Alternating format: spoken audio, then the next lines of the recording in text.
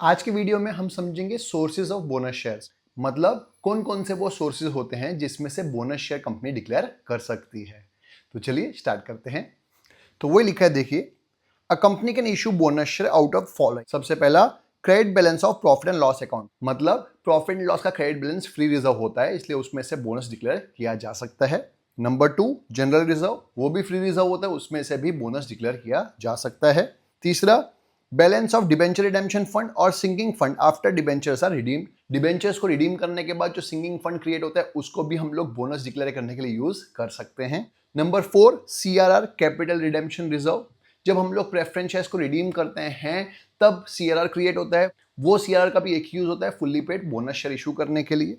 Next है security premium account. Security premium में से भी बोनस दिया जा सकता है, ऑफ कोर्स कुछ लिमिटेशंस होती है, वो अभी हम लोग आगे डिस्कस करेंगे।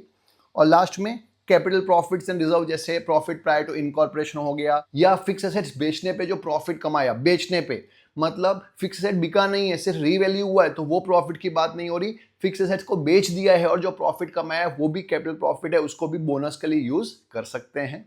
और एक बात जो खास ध्यान रखनी है वो है कैपिटल रिडेम्पशन रिजर्व और सिक्योरिटी प्रीमियम, ये दोनों को यूज कर सकते हैं बोनस देने के लिए, लेकिन सिर्फ और सिर्फ fully paid up bonus shares देने के लिए।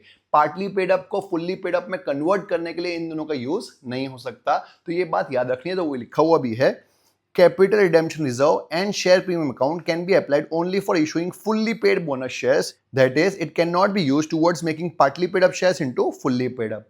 पार्टली पेड अप शेयर को फुल्ली पेड अप करने के लिए जो बोनस दिया जाता है उसके लिए ये दोनों सोर्स का यूज नहीं कर सकते। कौन से दो सोर्स का? सीआरआर और सिक्योरिटी प्रीमियम का।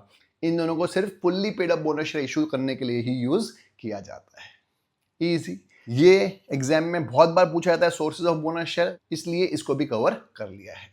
मुझे उम्मीद है आपको समझ में आया होगा। वीडियो अच्छा लगा हो तो लाइक एंड शेयर जरूर करिएगा।